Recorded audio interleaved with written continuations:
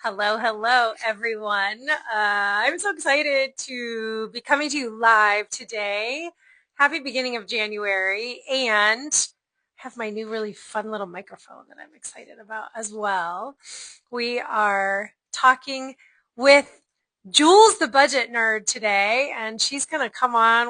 She's gonna find us and come on, and of course, per usual, we'll be pulling an affirmation card if anybody's looking for an affirmation card. And here she is. All right, let's bring her in.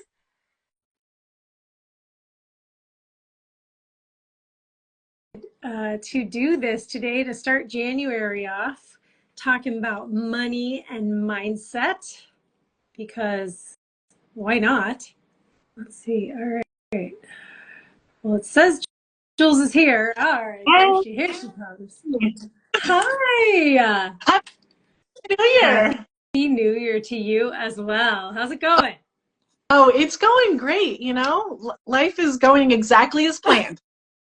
Well, good for you. Give all of us that magic spell exactly as planned. That's awesome. That's awesome. Well, Happy New Year. It's good to see you, Jillian. Same. So, tell everybody who you are and what you do so we can get into the really juicy money and mindset that we're going to be talking about. Yes, I love this. So thank you so much, because I have not done a live before. And so thank you for helping me step out of my comfort zone and do this, because I'm used to recording podcasts and putting those out into the world. And so I just really appreciate that. And I just wanted to let you know that. So I am, gosh, where do I even start? So I'm a financial coach, but I'm like really my first client, because so I'm Julianne Colbrand, my friends, and even my 5-year-old calls me Jewlz, the budget nerd. But I grew up in a home where we were taught how to manage our money, live within your means, and then I got to do it on my own. Went to college, got a bachelor's degree in economics, and then I thought, okay, well, that works for everyone else. I'm going to do my own thing, because I'm just gonna do my own thing. It's my time to invent myself. And my husband and I got into $107,000 of consumer debt, and we're like, oh, hold on, time out. This isn't working. We were fighting all the time. We were just like, we weren't able to make maintenance stuff on our house. Like, we almost lost our car, we almost lost our home, and we're like, this is not working. So we decided we had to do something differently, and so got to work on really digging into creating a budget, eliminating our debt. Fast forward, now we are debt-free, and when we renewed our wedding vows at 10 years, that was our debt-free celebration to celebrate with our friends and family that were part of our life then.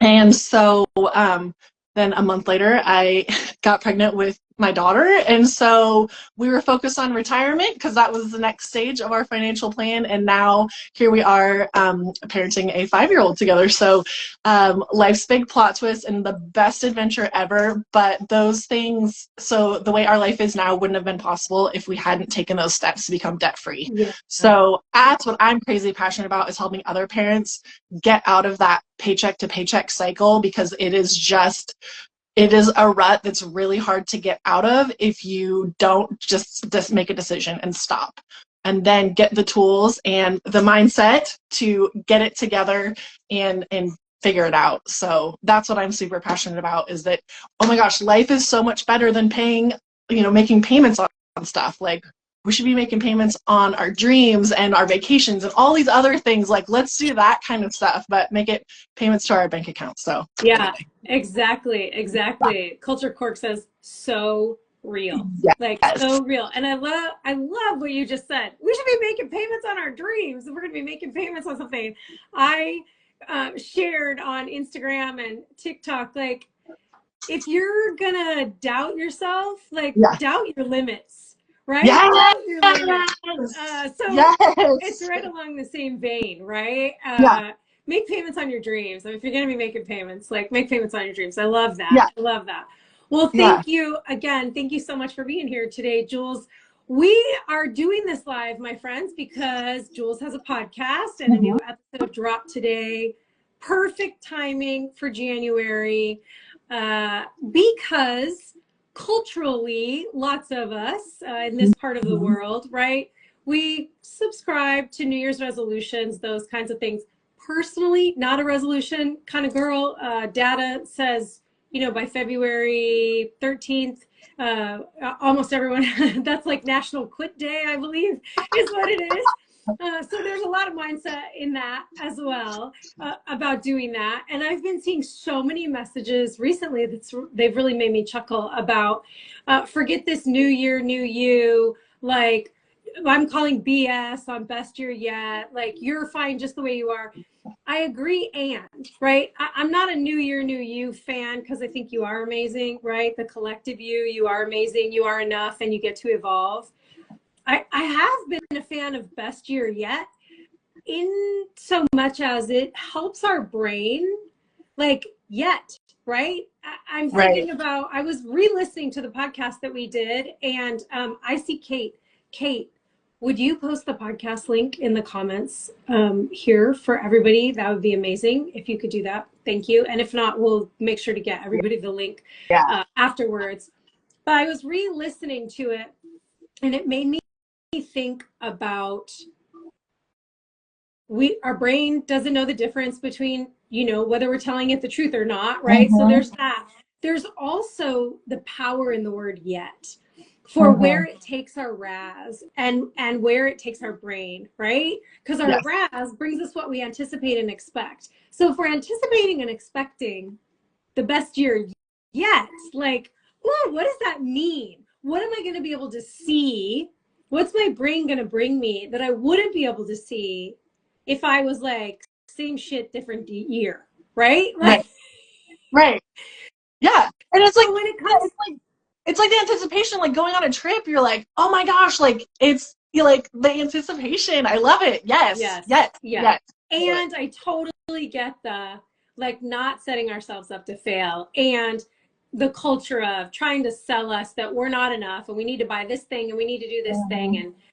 And, which I am absolutely unsubscribed from, right? Like that's not, there's no place for that here. So all of that to say, how do we get to, because I don't want to give away everything we talked about on the podcast. We want everybody to tune into that, Yeah. right?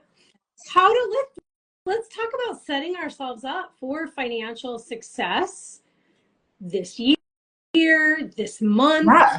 this week, Yeah. because I have gotten two kinds of emails in my inbox.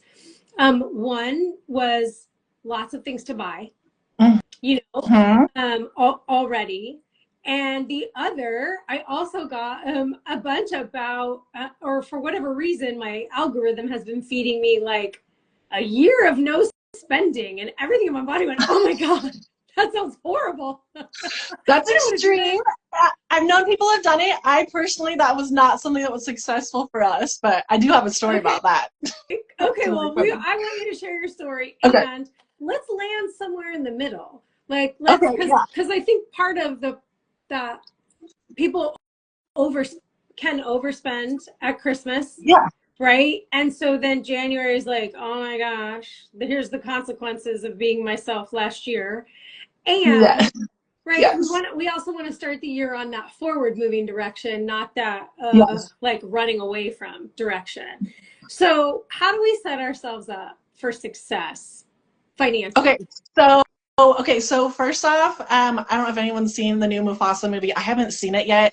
But I grew up, The Lion King was like, oh my gosh, that was the Disney movie growing up for me. And so I like to quote Rafiki because he hits him on the head and he's like, it doesn't matter, it's in the past. Like, okay, so first off, forgiving yourself, like you can't change what happened last month, you can't change what happened yesterday. So give yourself some grace and be real about that. Like, look at it and go, okay, this is where I was, but that's not where I'm gonna stay. And so I'd say that's the first thing.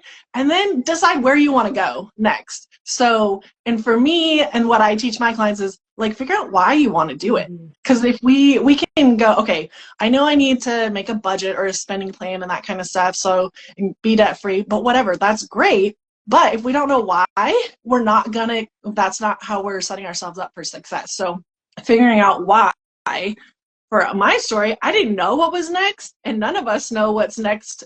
Even, the rest of the day, we have a plan, but we don't get to decide always what happens. Just like, I got on today and I was like, oh, today went exactly as planned. No, it did not. But like, being able to adapt and overcome, to respond instead of react, those kinds of things are what I find is really, really important, and helpful to figure out, okay, why do you want your money? Why do you want this mindset? Why do you want to go where you're going? So that when things get challenging, things get hard, you've got reminders everywhere. You've got your support around you to remind you of those things, because sometimes we can lose sight of those when we're like focused here. I'm gonna put my coffee down. We're like right here, and we get like these blinders on, and we forget right here is like our dreams and our goals. And so, making sure that we connect to why it is that we want what we want. Absolutely. And for because you said, well, sometimes we're not sure, like we don't know what's coming up next. Thank you, Kate, for dropping those links. What I like to talk to my clients about is, okay, you know what you don't want, so that's fine, we can sit in what you don't want for a minute. I don't want to have more month than money at the end.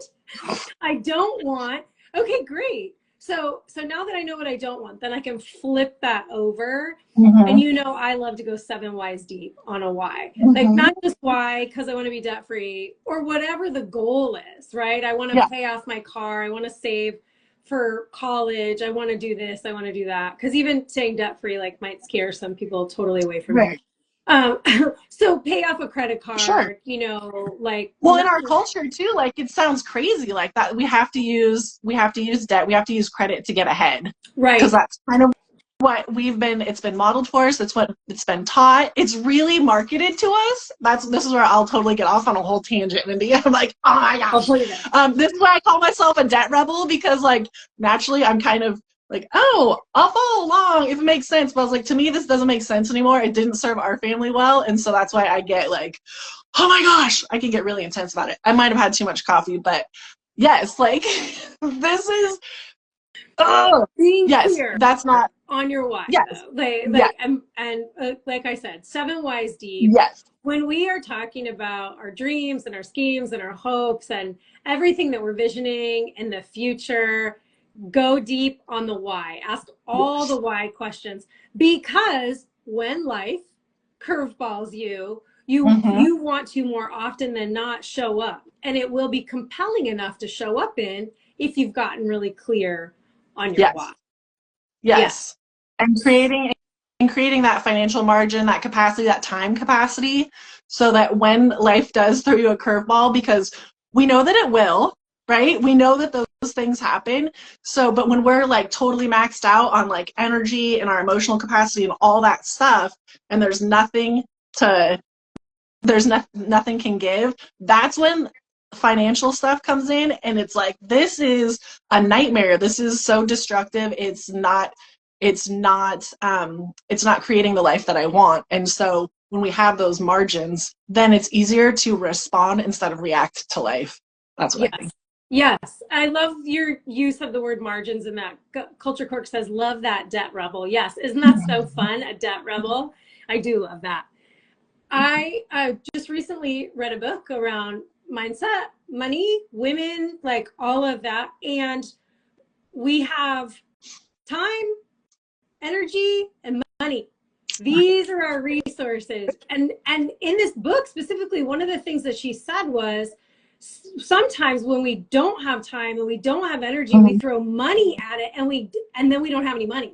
And we have to figure out that pattern. And so if we can figure out the money, then we can also, it's sort of dominoes, making dominoes fall. What's your favorite quick win for someone? So I teach a survival mode budget. So basically, like, we need like the basics of life to survive. Like, we need shelter, we need food, and then we need transportation to and from work. So some of us get the luxury of working from remotely, so that could look different for each of us, but we need to protect our income. But the first one, we cannot skip meals. We cannot skip food. It is a basic need. and it's going to look different for all of us. So I say meal planning is like, pardon the pun, oh my gosh, but it's like the low hanging fruit of our financial like Okay. health, because um, we just can't skip it. And so that was one of the last things that I did when I was dialing in our monthly budget, our monthly spending plan, was meal planning, because I was just like, I don't want to do it. I don't want to do it. It seems so hard. And then I found some resources that were really helpful. And so that's the thing that I would say, just start there, because the average family too also wastes $900 a month or $900 a year on food. So that's almost an emergency fund right Wow. there. So you don't have to go to your credit card. So if you could do one thing this year for your finances, also it's going to be good for your health, is meal planning. So And it let's, doesn't have to be like, the entire month. yeah. Just pick the hardest meal of the week. Okay, I was gonna say let's stair step that for people, because I know Yeah, mindset is like people's brains are pinging right now, like meal planning. Well, yeah, I don't have time. I don't want to do that. Blah blah blah. So if we stair stepped meal planning, the first thing would be to pick the meal. yeah, Okay, and then what if we planned just what we would like to have, let's say yeah, 5 days a week, like Monday's going to be spaghetti, Tuesday's going to be this, Wednesday, just that sure. much relieves some of that pressure. Is Yes. that fair to say? Yes. So yeah, whatever is like the meal that you tend to go to be most convenient. So if it's like a busy activities night for your kids, or maybe it's a busy work night, you're going to be working late or something like that. Maybe it's breakfast. I struggled eating breakfast, so I just made it super easy for myself. That yogurt, I just was like, all right, here, and I had those things set up. So pick the hardest meal of the day, or of your week, and plan that one, and just start there. So one of my favorite things, there's two. I have found a newer one called supercook.com, and then myfridgefood.com, which you can plug in all of the things that you have like in your refrigerator and in your pantry, which at first kind of takes a little bit, but then it creates all the recipes for you. So it's like inclusive of your dietary restrictions, because if you have it in your cabinets right now, and it's going to save you a trip to the store. So Say that that's a again. Say that one again. okay. So myfridgefood.com and supercook.com. Okay. So it's kind of like an AI hack, but like you're not gonna you just put what all you have in your refrigerator and in your pantry, and then create your meal plans from there. So some of those things, it's gonna give you recipes based on the Yeah. ingredients you already have on Yeah. hand. Yeah. So Amazing. What a yeah, time saver. Hello, yes. Wendy. Wendy's saying hi there in the chat. Wendy, Welcome. Wendy, my love. It has been way too long. We're so happy you're here. We're talking money and mindset with Jewlz, the budget nerd. For those of you who have just recently popped on with us, and she was giving one of her favorite quick wins, which you said meal planning. So next step Yes. from meal planning, I love those two sites that you gave us. I knew you were going to give the one, because I remember we were on a call together and you were really Yeah. excited about it. I just found another one. So I was like, oh my God. So the next step from that would be what then? Okay, we're stair stepping, because we know that the way our brain works, if we try to change everything we're doing at one time, Yes. that is a recipe for disaster. And so Yes. we're taking those baby steps to Mm-hmm. expansion and Mm-hmm. expanding our identity to be women who, right, control our finances, as opposed to our finances controlling us. And meal planning Yes. is one step for that. What's another step? Um, making a spending plan. Mm. So that is like, you can call it a budget. I call it a budget because I'm like on this, I don't know, weird mission to like change what people think of when they think of a budget. Like I want it to be fun, but call it a spending plan, because that's what it is like telling your money where you want it, what you want it to do, and where it's to go. Let's I'm getting a weird notification here. Oh, I was going to say, let's ask. So, for everyone that's on the live right now and anybody watching the replay, what do you call it a budget? How do you feel about the word Mm. budget? Do you like spending plan better? How do you feel about the word spending plan? And I know I saw Lindsay on here before. I don't know if she's still here or not. Lindsay, what do you call yours? Because I know you're a planner with those kinds of things. Because you're right, Jules. Like people, like you say budget, and they go, Ew, all that sounds is restrictive. That just means Yes. I can't have any fun. And to be honest, nothing could be further from the truth. I operate from a spending plan. I have for Yes. years and years, and it really is a lot of fun telling my money where to go. Yes. Yes, because you have Wendy says budget plan makes me so bored. Spending plan is better. All right, cool. I think that then feeds that like, ooh, I get to spend money, right? It's a spending yes. plan. I get to spend. Yes. Okay, cool, cool. Yes, go ahead, Jewlz. Yes. Because that's what it is. It's lining up your goals and like we talked about with your why and where you want to go, and then it's putting those categories in place so that those things match. That's really it's like we overcomplicate our Done. spending. We overcomplicate it so much, but that's really what it is. Like, here's where we're going. Here's the money we have to accomplish it. Let's make sure they line up. That's it. Done. Amazing. You just took so much. So Culture Cork says, I call it a budget, ick vibes. Spending plan sounds way better since spend is in the word. And you just laid it out. You're right. Yep. We overcomplicate and overthink so much. And then we'll procrastinate on creating the spending plan because we think it's going to be awful, right? Yes. Like we're Yes. going to be restricted. We're not going to like what we see. Oh, side note, friends, you may not like what you see. Dragging your feet on it is not going to change that. Yeah. You're still initially probably not going to like what you Yes. see.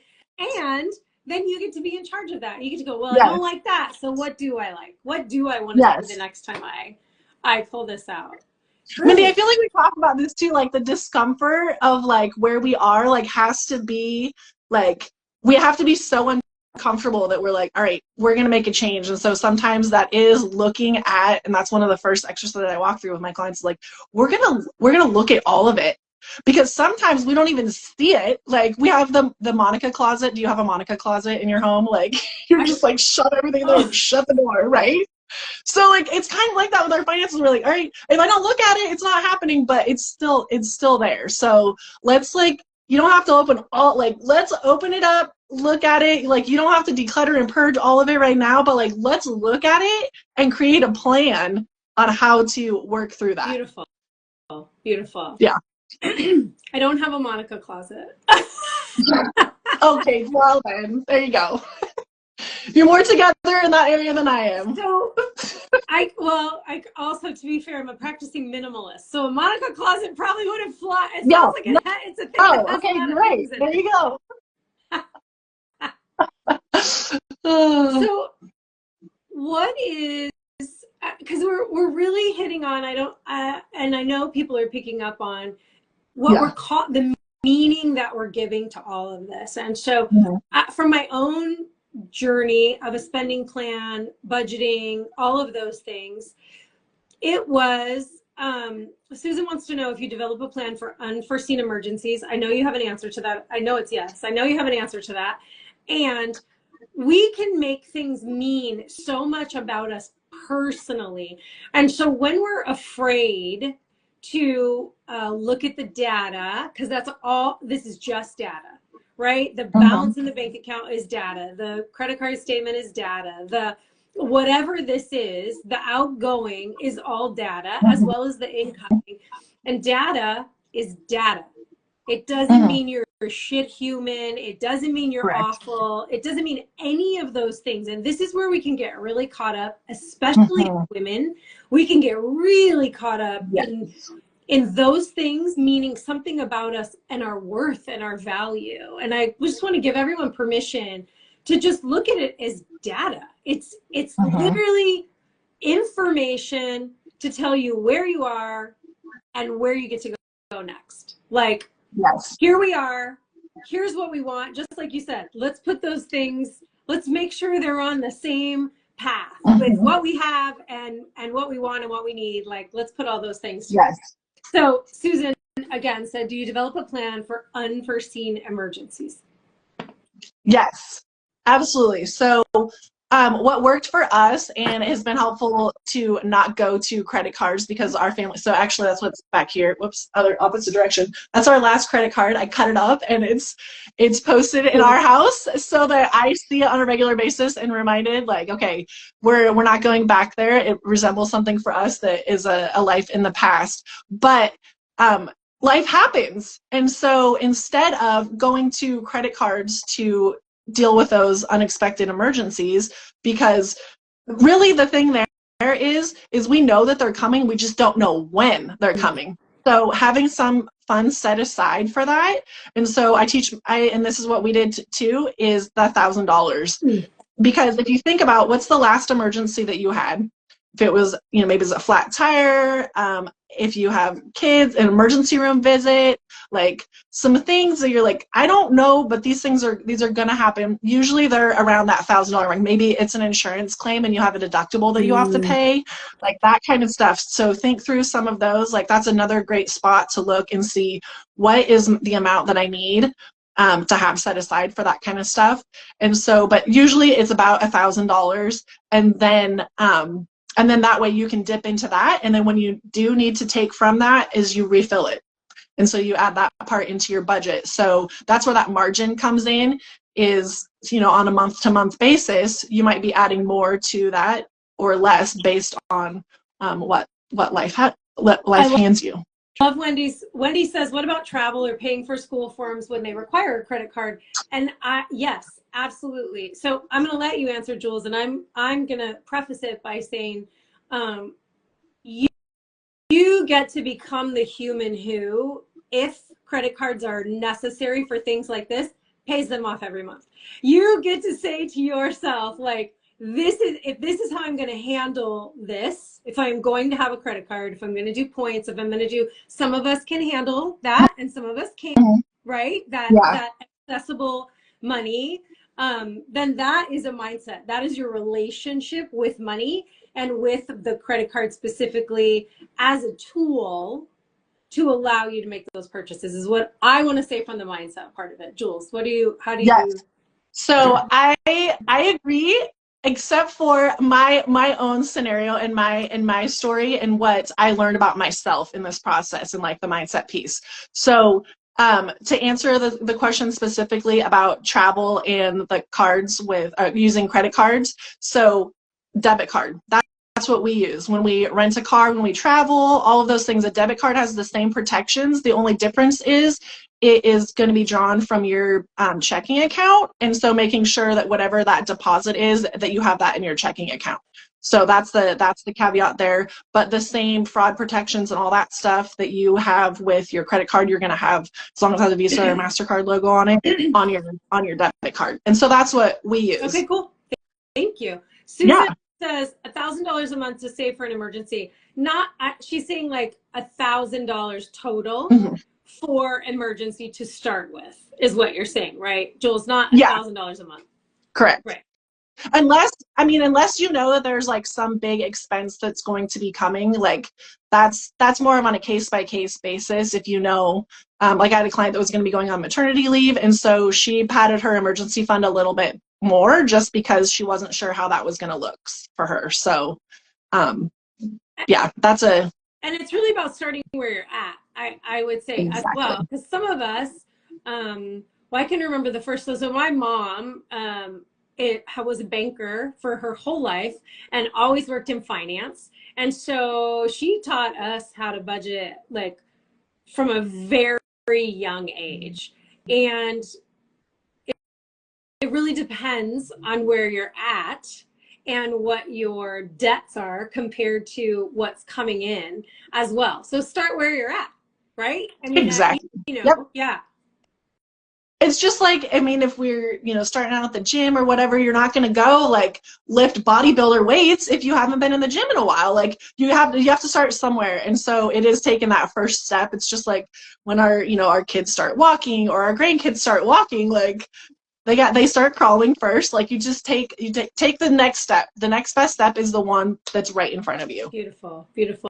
Yeah. I am going to do a teaser from the podcast that we talked about And everybody, be sure to tune into the podcast, Jewlz Debt Rebel podcast, and I'm a guest on there today. The episode dropped today, and you can find it, the link in here, and you'll also be able to find it in my bio and Jewlz as well.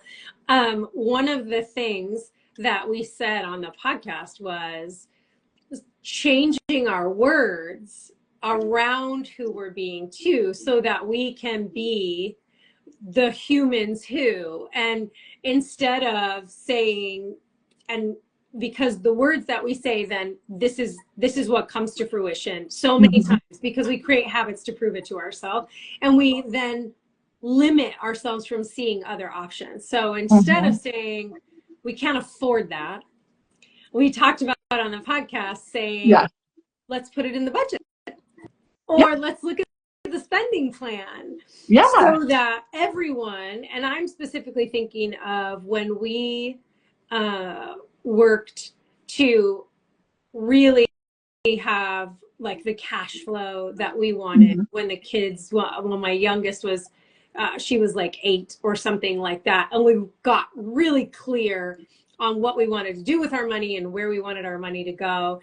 And so those were words that I used with her Mm-hmm. as well. And that was really useful to getting everybody on board. Yes. Was not saying we can't afford that. I was, oh well, let's look at the budget. I call it a Yeah. budget. Let's look at the budget. Let's put it in the spending plan, and see how it works. And even now to this day, I use a paper. I'm a paper budgeter. And I sit down every month and look at it, and I'll start in January squirreling aside a little bit from each month so that I have Christmas money. So Yes. there's no like, oh my gosh, it's Christmas kind of a thing. Right. That took a while to get there, like Yeah.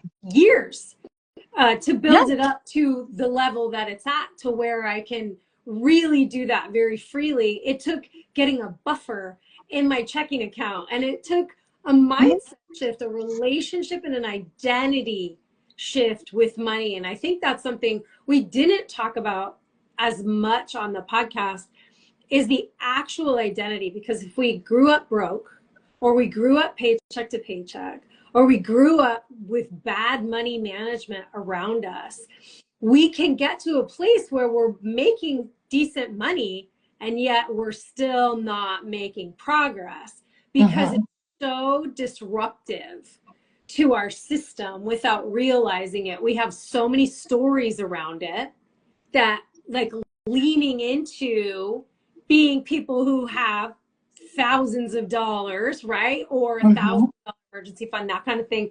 There's so much resistance in it for us that Yes. we know that when you're on the edge of resistance like that's going into alignment. You're moving into your next level there. When it's a 6, 7, or 8, right? You're like, oh, that's right. Ooh, this feels prickly. Good. Keep going. Because you are growing your identity, right? You're stretching your identity. You're stretching your mindset. I love all these tools that you have for everyone to really tap into the very practical, tactical, like, money comes in, money goes out. Right. It's very practical, honestly. Yes. It's not Yeah. complicated. But we We can overcomplicate it, because there's, like you said, like how we grew up, like there's these emotions, there's a lot of things from our culture and social media and all of these things that are playing into how but as a culture, we've just decided we could be like exchanging Pokemon cards and we could be having the same conversation. I know! Because it's made that's up what money. It's just made up. It's so right? wild. It's just paper. It's literally just paper. Yeah, it's got some extra stuff in it so that it's like durable and will last. But like our government prints more when it gets worn out, and like it's us as a collective society that have placed the value on it and said, like, hey, this is what we're gonna do to exchange for time and goods. But then we overcomplicate. We get a life of its own and like all these emotions, but it's just paper or coins, or in today's day and age, the cards are a big thing. So Yes. and that's like one thing that I would say, if you find like in your spending plan, if there's a category that you get carried away with, something that worked for me was actually having the paper money in hand, Yeah, going because cash. you can't overspend Right. You that. can't And overspend. so No, yeah, totally. and your brain registers that as pain versus a card. So like we don't do cash for everything in our budget, but the areas that we really are trying to keep dialed in, we'll Yeah. do that just so that it makes it a little bit Right. easier for us. So, but it takes knowing yourself and having real honest conversations with yourself to know, okay, like for us, the credit cards it's a non-thing. We were debt free once before and then got a credit card for the miles, which turned into, that's when my daughter was born. We were supposed to take the oldest on her 21st birthday to Hawaii, so we got the card for the miles. And then our youngest was born, and then the pandemic hit, so we never got to take the trip.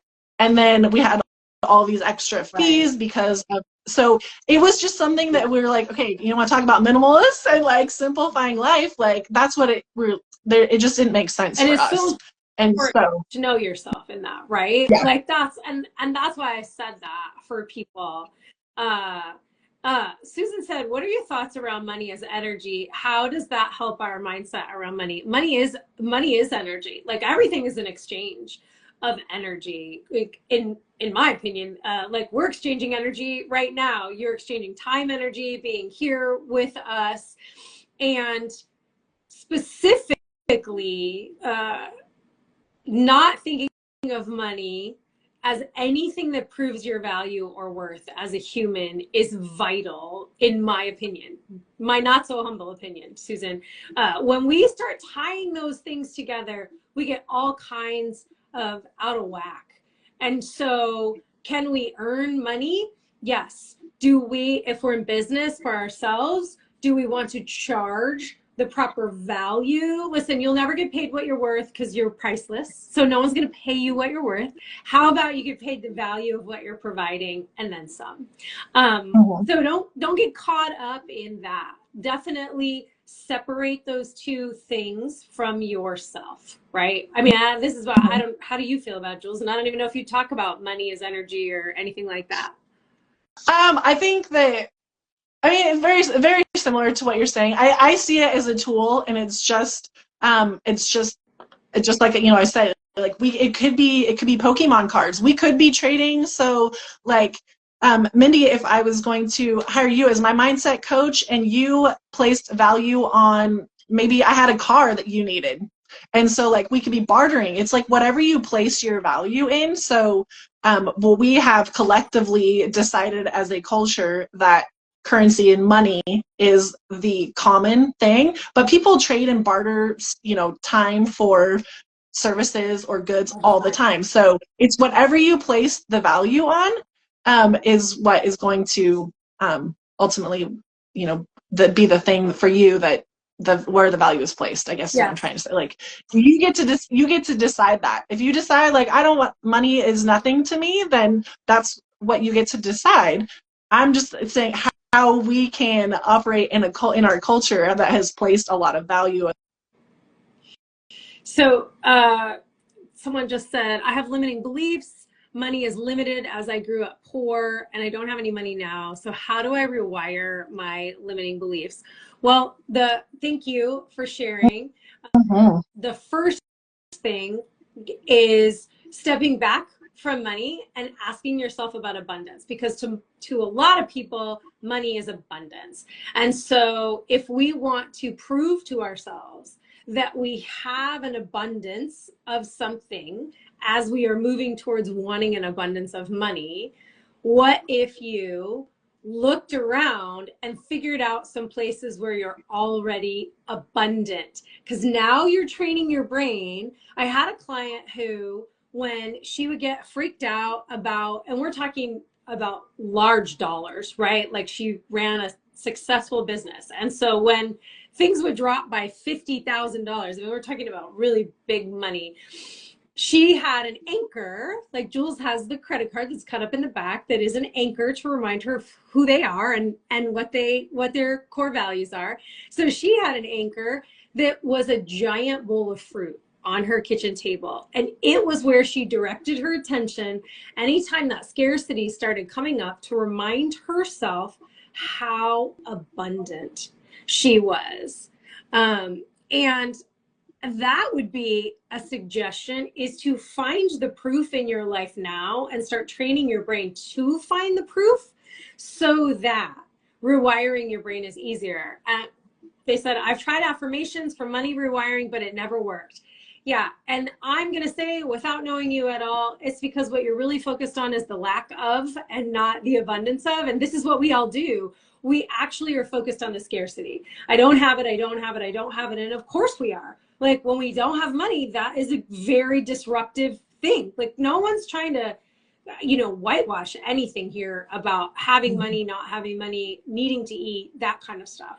When we're in the space of wanting to bring more in, we get to be the people who are actually looking at the abundance side and not the scarcity side. That's the trick. And that's why affirmations won't work for a lot of people. Number one, they're not believing it, so they're not stair-stepping it. Number two, you're always winning the game you're playing. So you are proving to yourself that you don't have what you want over and over and over again. And since you're winning the game, start playing a different game. Lay money down and start looking at something else, so that you can be proving this abundance to yourself. And then you can go back to, okay, now I'm going to see, are there new ways for money to come into me that maybe I haven't seen in the past, because I've been so focused on the scarcity end. Abraham Hicks says every subject is two subjects, right? It's one end of the stick or the other. It's the abundance of, or the lack thereof, the scarcity thereof. So that would be, I would encourage you to get really curious about that. Jewlz, this has been amazing. Yeah. Thank you so much for coming on with us today. This has been great. I so appreciate this. I love this. I want to do this more. I'm like, thank you for helping me out of my comfort zone. Yeah. You want to do it more. I know we should do this again, because clearly it's been a really hot topic with people. Like, it has definitely resonated with people. And I am so excited that you were here. So any parting words that you want to, and whether that is like one tip for the year about money, anything like that. I didn't tell you I was going to ask this question. So if instead you need to tell a dad joke because I've put you on the spot, knock yourself out. Oh my gosh, I don't have a dad joke. So the dad joke thing is, big part of my the things I learned about money was from my dad. And so that's the way, when you were a guest on my podcast, is I like to end the show, my guest interviews or guest spots, with a dad joke. So ironically, I don't have one available today, but I would love to just do a quick recap and then some parting words. But just figuring out why, what you want from your year and what that looks like. And it doesn't even have to be this year. It could be from today. It could be for this week, and just digging into that. And sometimes it does take some time to sit with that. And so my biggest thing is to just remind yourself, because this isn't an overnight thing. No one goes from, I take that back. Lottery winners do, but there's also a lot of stories about why people, when they win the lottery, lottery winners mostly go back. There's the identity. Yes. Yeah. And professional athletes that make lots of money. And if you think about, if money is going to be the thing that solves all of our problems, then we would still have Robin Williams. We would still have a lot of really amazing people in our world if money solved all of our problems and made us happy and all those things. So I would say really dig into what it is that you want from life, and figure out what that is, and then get to work on creating a spending plan that lines up with that. And so that's what I love to teach. That's what I love to work through. And that is what's helped my family, because I share this on my podcast. We didn't talk about it on our episode, but my life the last few years has been not easy, but because we were financially organized, it made it so I could show up in a different way in my life that I didn't I didn't know that I could. So I was able to stay at home with my daughter, and I could leave the job that I absolutely loved. But I was able to, we were financially able to make it so that I could stay at home with her when she was young and the pandemic was going on and childcare was very expensive. And so I got to be there with her. And then my sister had breast cancer. And so I got to be there with her and walk with her through that journey and her family. And so that's when I say, like, we don't know what tomorrow holds. And so when we set ourselves up for success in this way, and it's, you know, like we've been talking about today, it's just the way that our culture has decided to exchange things and value. And so when we put it in its rightful place in our lives, then that's when we can move on and get the things that we want from our life and build the life that we want. Beautiful, so beautiful. I love financially organized. Holy cow. Like thinking about financially organized. That doesn't say debt free. That doesn't say financially organized. Like getting your financial shit together. That's all. mm-hmm. Like seriously. Yeah. And I'm saying that, like, that's all. Like, how much is going out? How much is coming in? Yeah. Like, you really could organize on a very basic level pretty quickly. Quickly. By making a pile on the table and sorting it out. And we really do overcomplicate this. Yeah. Because there's a lot of tools and resources and things like that we can look for. But really we have to spend less than we make. You know? There you go. So, and then, you know, save a little for when the life happens. And so we really do overcomplicate it. And yes, there is a lot of stuff. We've kind of touched on it a little bit with the mindset and then like the feelings and in our, you know, upbringings and that kind of stuff. There's a lot of stuff that goes into the value that we personally place on money. But when we really stop and look at it as an object and not give it the feelings and the emotions that we tend to, then it makes it a little bit easier. It doesn't make it easy, but a little bit easier for us to go, okay, wait a second. My dad always said I'd make a mountain out of a molehill.